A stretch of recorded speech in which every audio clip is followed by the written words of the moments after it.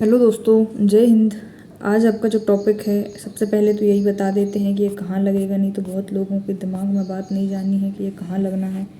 ठीक, ये रहेगा आपका पेपर नंबर 2।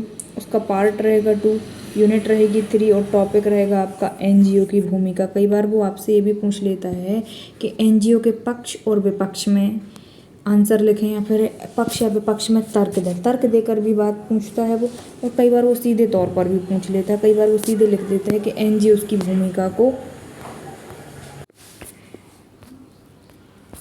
यहाँ से आते हैं, आपसे पूछता है वो कि एनजीओ की भूमिका क्या है। सबसे पहले हम न्यूज़ देखेंगे। देखो, कुछ न्यूज़ ऐसी होती हैं जिनको डेप्थ में जाके पढ़ना पड़ता है, तब जाके आपके कॉन्सेप्ट क्लियर होते हैं।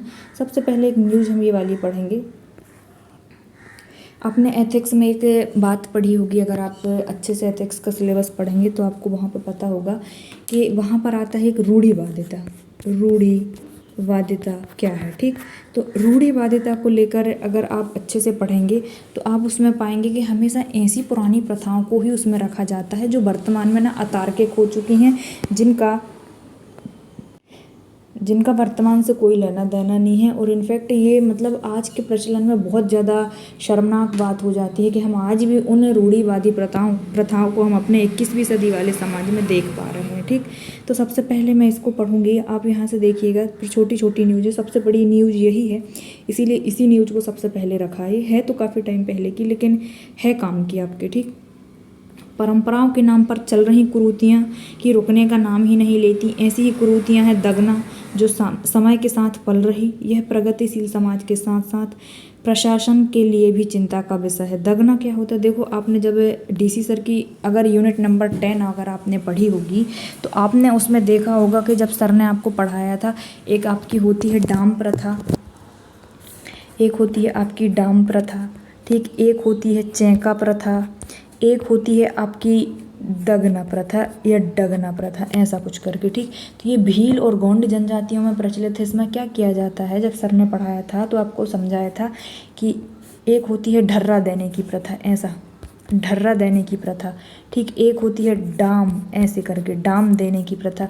ये डाम देने की प्रथा हो गई। ढर्रा, ये जो ढर्रा है ना, ऐसे ढर्रा देने की प्रथा, ये गोंड जनजाति में प्रचलित है। इसमें क्या करते हैं, देखो है तो एक ही प्रथा, मतलब वही है कि अलग अलग जनजातियों में प्रचलित है। इसमें किया क्या जाता है कि एक ऐसा तीर होता है जिसको गर्म करके ये बच्चे की दाएं भुजा पर ना दाग देते हैं, गर्म वाली। और बच्चे की उम्र क्या होती है, कुछ मतलब जनजातियों में ये 11 वर्ष में किया जाता है, 11 वर्ष के बच्चे के हाथ में करते हैं ये। और कुछ जनजातियों में मतलब 2-3 महीने का जो शिशु जिसे हम कह सकते हैं, उनके साथ में ये करते हैं इस प्रथा को। इनका ऐसा मानना है कि इससे बाहरी चीज़ों का, जैसे कहते हैं कि भूत प्रेत या फिर और इनकी जो मान्यताएं हैं भाई, और बीमारियों से बचा जा सकता है, इसलिए ये लोग करते हैं ऐसा। ठीक, ये न्यूज़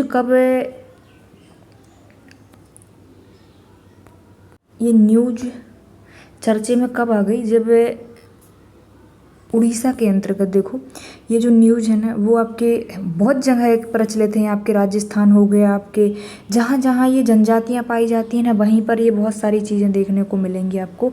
ये जो अतार्किक प्रथाएं जैसे हम कह सकते हैं, हुआ क्या है, इस न्यूज़ को सिंपल तौर पर समझना कि आपके उड़ीसा के अंतर्गत जो जनजाति हैं, वहाँ की ये न्यूज़ है। हुआ क्या कि उड़ीसा के अंतर्गत एक विकास खंड है, उसमें इस विकास खंड का नाम अभी अगर आगे मिलेगा तो मैं आपको बताऊंगी, लेकिन बस यही समझ लीजिए कि वो जो विकास खंड है वो जनजातीय है। ठीक, जनजातीय बहुल विकास खंड है, मतलब कि जो तहसील है उसका तहसील स्तर जो है वो जनजातीय स्तर का है। ठीक, ये न्यूज़ चर्चा में कब आ गई, जब एक साथ 300-400 बच्चों की मौत हो रही है, मतलब 15 दिन के अंदर किसी भी सरकारी हॉस्पिटल में 15 दिन के अंदर 300 से ऊपर बच्चों की मौत अगर होगी तो सरकारी महकमे में हड़कंप मच जाएगा कि क्या कारण है कि इस हॉस्पिटल में 300 से ऊपर बच्चों की मौत हो रही है। ठीक, तो आपने देखा होगा ये जो हम मातृ मृत्यु दर हो गया, शिशु मृत्यु दर हो गया, ये जो आंकड़े हम सर्वेक्षण के लिए कलेक्ट करते हैं ना, ये कहाँ से आते हैं हमारे पास में,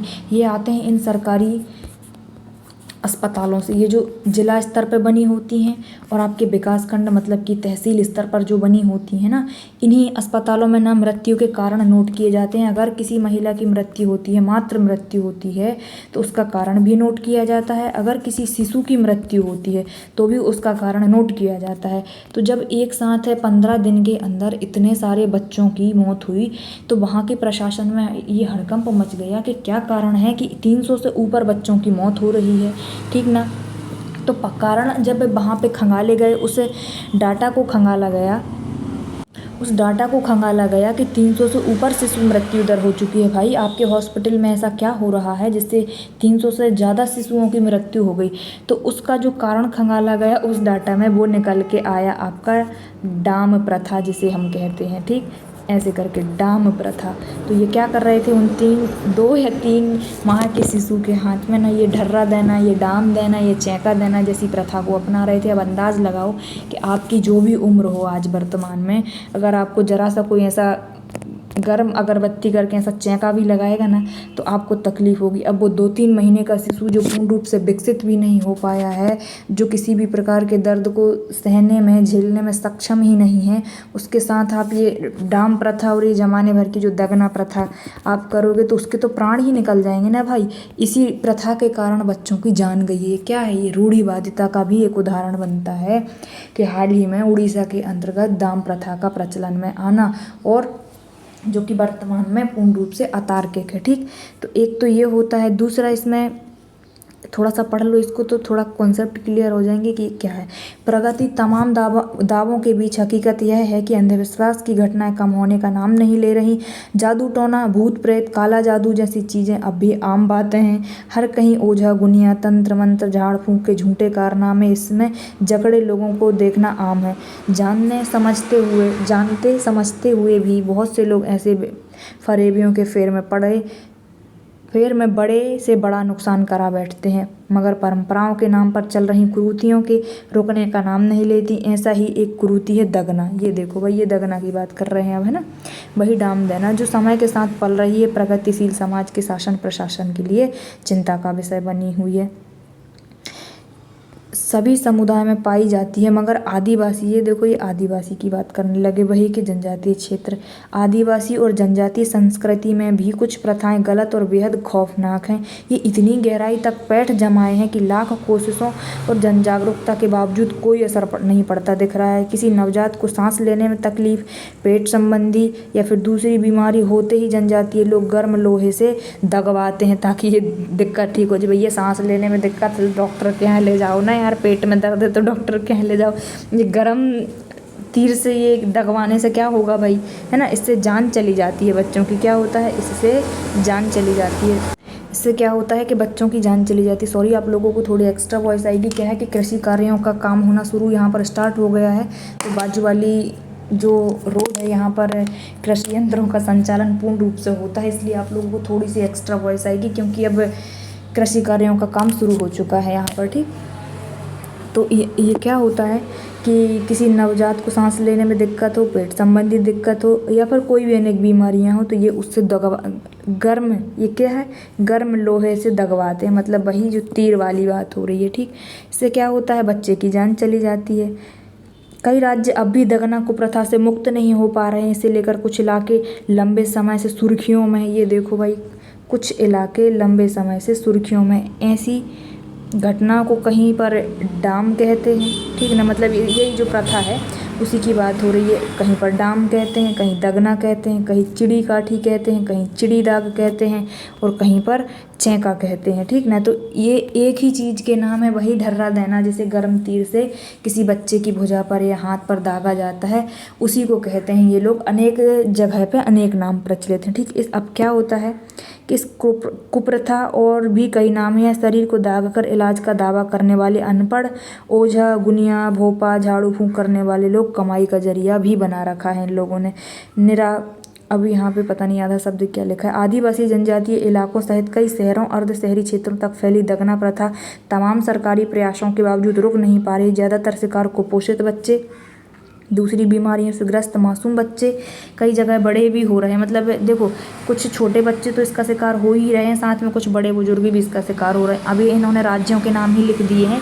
मध्य प्रदेश हो गया आपका, राजस्थान हो गया आपका, उत्तर प्रदेश, छत्तीसगढ़, बिहार, झारखंड, उड़ीसा, महाराष्ट्र सहित कई राज्यों में ये जो दगना है, दगना के चंगुल से अब तक मुक्त नहीं हो पा रहे लोग। 10-15 दिन के बच्चे तक को दगवा देते हैं। हे भगवान, ये देखो खतरनाक बात आ गई कि जो 10-15 दिन का बच्चा है पैदा हुआ, उसको भी दगवाने का प्रयास करते ताकि कोई बीमारियां न लगे। दूध मुँह बच्चे से लेकर बड़ों तक की नाभि के आसपास गर्म लोहे की छड़ तो कहीं सरिया कहीं हंसिया द्वारा दागा जाता है। हे राम, इतनी दर्दनाक न्यूज दी है ये। मध्य प्रदेश का जनजातीय, ये लो एमपी की भी बात आ गई इसमें। मध्य प्रदेश का जनजातीय शहडोल संभाग फिलहाल सबसे ज़्यादा चर्चा में है। यहाँ अब भी लगातार ऐसी घटनाएं घट रही हैं। इसके चलते वहाँ मौतों का आंकड़ा बढ़ रहा है। इसे लेकर एक बार फिर जिला प्रशासन, मेडिकल कॉलेज तक आमने सामने आ चुके हैं। फरवरी 2023 में एक प्रकरण शहडोल के सटे कठौतिया सिंहपुर गांव से आया था। 3 माह की मासूम को सांस और पाचन संबंधी दिक्कतें थीं, जिसे अंधविश्वास के चलते 51 बार गर्म सलाखों से उसके शरीर को जहां तहां दगवाया गया। इससे तबीयत सुधरने की बजाय बिगड़ गई और अंततः बच्ची को मेडिकल कॉलेज में भर्ती कराया गया, लेकिन बच्ची बच नहीं सकी। ये देखो भाई, ये बच्ची की मौत हो गई। 51 बार बहुत बड़ा आंकड़ा होता है ये, किसी 3 माह की बच्ची को इस तरह से दगवाना भाई।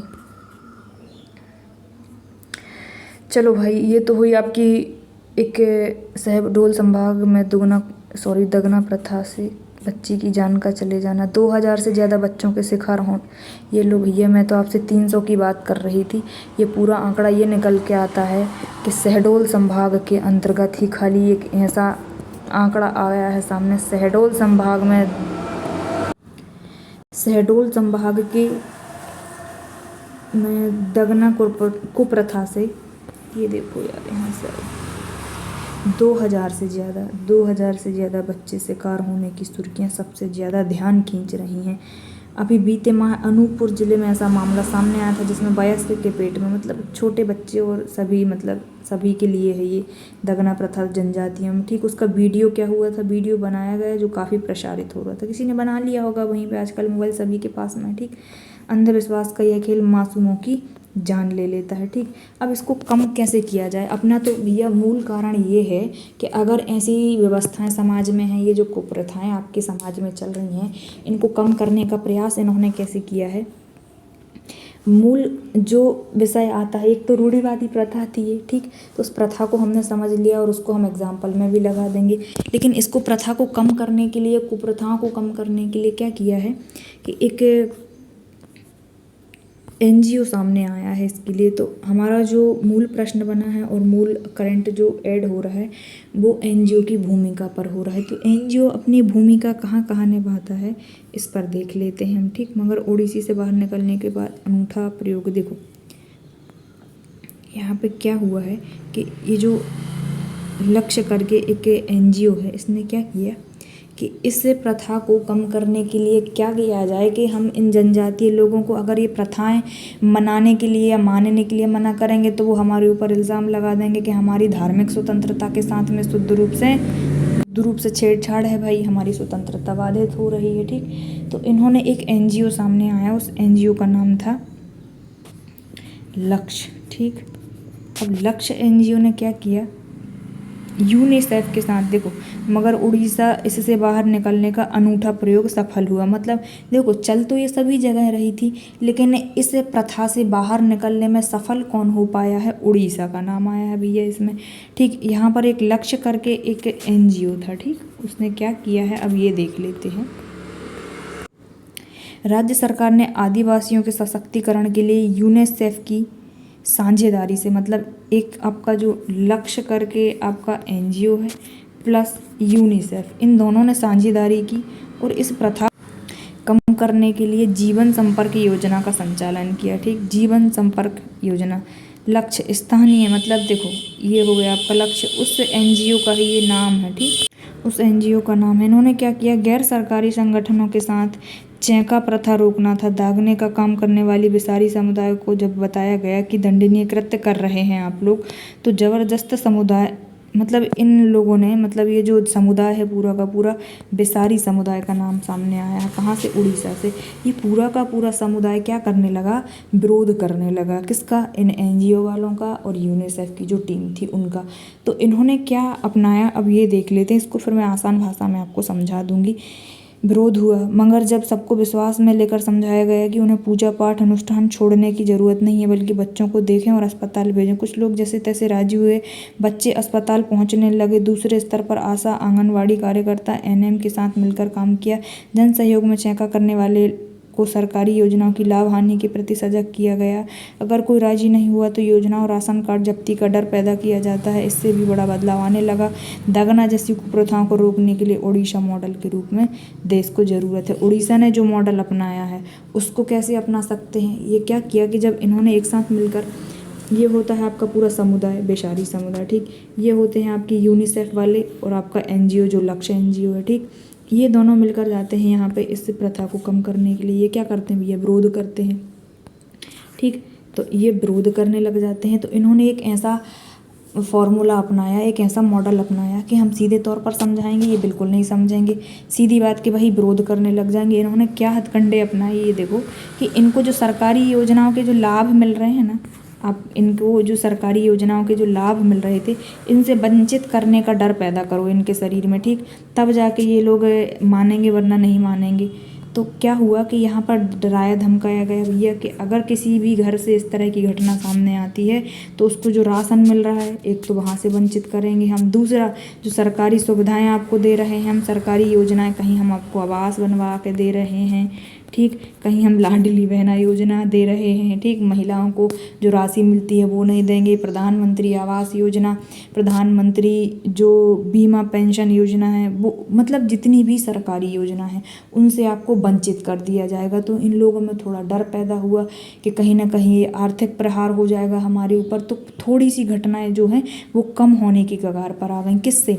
ये डर जो पैदा किया है कि हम आपकी सरकारी सुविधाएं जो है वो कम कर देंगे। सरकारी जो आपको सरकार की तरफ से मिलने वाले लाभ हो गए, आपकी जो क्या कहना चाहिए कि स्वास्थ्य सुविधाएं, अगर किसी गवर्नमेंट हॉस्पिटल में आप दवाई करवाने जाओगे, बिल्कुल नहीं करवाने देंगे भैया, ठीक।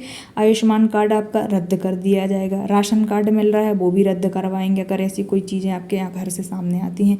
तो ये क्या हुआ, ये उड़ीसा का ये जो मॉडल है ना, सरकारी सुविधाओं की, मतलब कि सरकारी योजनाओं से वंचित करने का, तो इससे क्या हुआ कि ये चीज़ें रुकने के कगार पर आ गई हैं। तो इस तरह का जो मॉडल है हमारे मध्य प्रदेश के शहडोल संभाग में भी अपनाने की आवश्यकता है, तब जाके ये चीज़ें कम होंगी, ठीक। तो यहाँ से हमारे पूरी तो न्यूज़ काम की ही थी, जिस व्यक्ति के दिमाग में जाएगी वो कई जगह इसका इस्तेमाल कर सकता है, ठीक। लेकिन जो मूल था वो था आपका एक एनजीओ का नाम, उस एनजीओ का नाम था लक्ष्य, ठीक।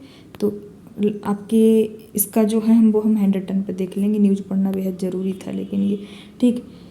इन सब रूढ़िवादी प्रथाओं को रोकने हेतु कुछ विशेष कार्य किए हैं। जैसे अगर कोई नहीं मानेगा तो सरकारी योजनाओं से मिलने वाले लाभ से वंचित किया जाएगा। राशन कार्ड रद्द, बिजली और कृषि सब्सिडी से भी वंचित किया जाएगा। ये थोड़ा मैंने हैंड रिटन पे लगा दिया था ताकि लोगों को समझ में आ जाए, है ना। एनजीओ की जो भूमिका है, यही भूमिका थी कि अंधविश्वास को दूर कर स्वास्थ्य सेवाओं को उन तक पहुंचाने में, उदाहरण यूनिसेफ के साथ मिलकर जीवन संपर्क योजना का संचालन किया। उड़ीसा के अंतर्गत लक्ष्य था डाम प्रथा को रोकना। अब यहाँ से आते हैं, कुछ न्यूज़ बाकी रह गई हैं आपकी, यहाँ से ये पहला तो कुप्रथाओं को कम करने भी एनजीओ की भूमिका होती है, ठीक। जैसे कि डाम प्रथा को रोकने में जीवन संपर्क योजना के तहत, ठीक। अब आइए यहाँ से, ये देखो भैया, कुछ दिनों से सोशल मीडिया के कई मंचों पर पिछले कुछ समय से आनंदना की चर्चा है। आनंदना क्या है? एक एनजीओ का नाम है। ये अपने नाम के अनुरूप ही आनंदना का प्रयास भी है कि महाराष्ट्र के सुदूर इलाकों में यह प्रयास ग्रामीण जीवन में बदलाव और बेहतरी का सुलेख रच रहा है। इसने क्या किया है? देखो, सिंपल सी बात है कि ये हमारे कितने काम का है। ये हमारे इतने काम का है कि महाराष्ट्र के अंतर्गत लातूर और काफ़ी ऐसे ज़िले हैं जो हर समय पानी की समस्याओं से जूझ रहे होते हैं। और ये आनंदना जो एनजीओ है, इसने क्या किया है कि वहाँ पर स्थानीय लोगों के साथ मिलकर जल प्रबंधन की व्यवस्था की। अब उस जल प्रबंधन में क्या किया है, जलगांव के कई गांवों में चेक डैम का निर्माण करवाया है, तालाबों के निर्माण की पहल की है, ठीक ना। एकीकृत वाटर शेड प्रबंधन कार्यक्रम को चलवाया है। उससे क्या हुआ, जल की उपलब्धता से इलाके में कृषि उत्पादन में भारी वृद्धि हुई है। एक ऐसे समय में जब कॉरपोरेट जगत की कुबेरी तरक्की पर बात करते हुए लोग इस बात की आशा करते हैं कि समृद्धि का यह पसरा हुआ बाजार सेंसेक्स से आगे गांव समाज तक तो हमारे सेवा में सरोकार एक जरूरी है। ठीक, देखो जो चीज़ें हमारे काम की हैं वो मैंने हैंड रिटन पर भी लगा दी हैं। ठीक, तो इसको आप यहाँ से सिर्फ यही देखना है कि NGO का नाम देखना है, उसका नाम है आनंदना। इसने काम क्या किया है, महाराष्ट्र के सुदूर इलाकों में जल प्रबंधन के लिए व्यवस्थाओं को आगे किया है। ठीक, फिर आते हैं भैया, आपने देखा होगा हलमा प्रथा, ये कहाँ पर है भैया, ये हलमा का अगर आपने नाम सुना होगा, इसका शाब्दिक अर्थ होता है मदद के लिए पुकारना। ये भील समुदाय में चर्चित है, ये भील समुदाय के लोगों में जानी जाती है। अब इस हलमा प्रथा को पहले ये सिर्फ भील समुदाय तक ही सीमित थी, लेकिन इसमें एक NGO सामने आया, उस NGO का नाम इसमें आएगा भी। ये कहाँ पर चलाई जा रही है, ये झाबुआ के अंतर्गत जल संरक्षण प्रथाओं से जुड़कर कई सूखाग्रस्त क्षेत्रों में फसलों के लिए पलायनवादी प्रवृत्ति को भी रोका है। ठीक, इस संगठन का नाम है, एक गैर सरकारी संगठन है, शिवगंगा। इसने क्या किया है, इस हलमा प्रथा को बड़े स्तर पर प्रसारित किया है। पहले ये सिर्फ भील समुदाय तक ही सीमित था, अब एक ऐसा समय आ गया है, ये जो शिवगंगा आपका NGO है, इसने इस हलमा प्रथा का जो प्रचार प्रसार है वो झाबुआ, अलीराजपुर, धार इन जिलों तक कर दिया है। पहले ये सिर्फ झाबुआ तक ही सीमित था, लेकिन इसने शिवगंगा करके जो NGO है, इसने बड़ी संख्या में लोगों को इससे जोड़ा है और उससे क्या हुआ है, आपका जल संरक्षण के लिए काम किया है। ये क्या करते हैं ये लोग मिलकर, अगर कहीं पे तालाब की व्यवस्था करनी है तो एक दूसरे की मदद करते हैं, इसमें नहर खोदनी है तो भी ये लोग सरकार का मुंह नहीं देखते हैं, ये लोग स्वयं जुट जाते हैं। अगर तालाबों का निर्माण करना है तो ये लोग स्वयं जुट जाते हैं। तो ये काम क्या किया है, ये किया है आपके शिवगंगा संगठन का नाम निकाल लीजिएगा 2005 का। ठीक, अब ये देख लेते हैं यहाँ से, आइए एक मुझे है कि इसमें भी किसी NGO का नाम आएगा। यहाँ पर भी अगर यहाँ पर ना मिले तो मैंने हैंड रिटन पर तो लगा ही दिया है, आ गया है, ये देखो भैया, बिंदी इंटरनेशनल संस्था का है ये। ठीक, इसका नाम है, ये क्या कर रहे हैं, ये महिलाओं को सौर ऊर्जा की ट्रेनिंग देने वाले गैर सरकारी संस्था बिंदी इंटरनेशनल, ये क्या कर रहे हैं, ये महिलाओं को सौर ऊर्जा के लिए क्या प्रशिक्षित कर रहे हैं। ठीक, ये क्या होगा, इससे महिलाओं के जरिए सोलर लाइट पहुंचाई गई है। महिलाएं घर परिवार छोड़कर सोलर पैनल इंस्टॉलेशन की ट्रेनिंग लेने राजस्थान किशनगढ़ पहुंची। यहाँ इन्होंने सोलर पैनल इंस्टॉल करने के साथ ही सोलर पैनल बनाने, उसे रिपेयर करने और उसे बचत तक ट्रेनिंग की। कई महीने के बाद, मतलब ट्रेनिंग लेने के बाद महिलाएं अपने अपने गांव को लौट आई। उसके बाद इन्होंने अलग अलग इलाकों में लोगों के घरों में सोलर पैनल इंस्टॉल करना शुरू किया। तो ये क्या है, नवीकरणीय ऊर्जा की तरफ एक नई दिशा देने में भी NGO की भूमिका है। इसको फिर हम हैंड रिटन पे अच्छे से समझेंगे, लेकिन आपका यहाँ से भी पढ़ना जरूरी है। ठीक, ये हो गया था आपका, ये मैंने आपको हैंड रिटन पे बताया था, ये भी हो गया है भाई।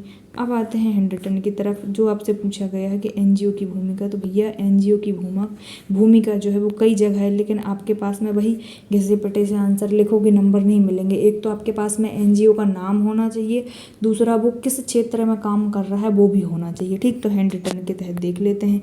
आनंदना NGO कहाँ पर, महाराष्ट्र के सुदूर इलाकों में जल स्रोत के निर्माण में, जैसे कि चेक डैम, तालाब आदि में कृषि उत्पादन में वृद्धि करने में अपनी भूमिका अदा कर रहा है। क्या नाम है इसका, आनंदना।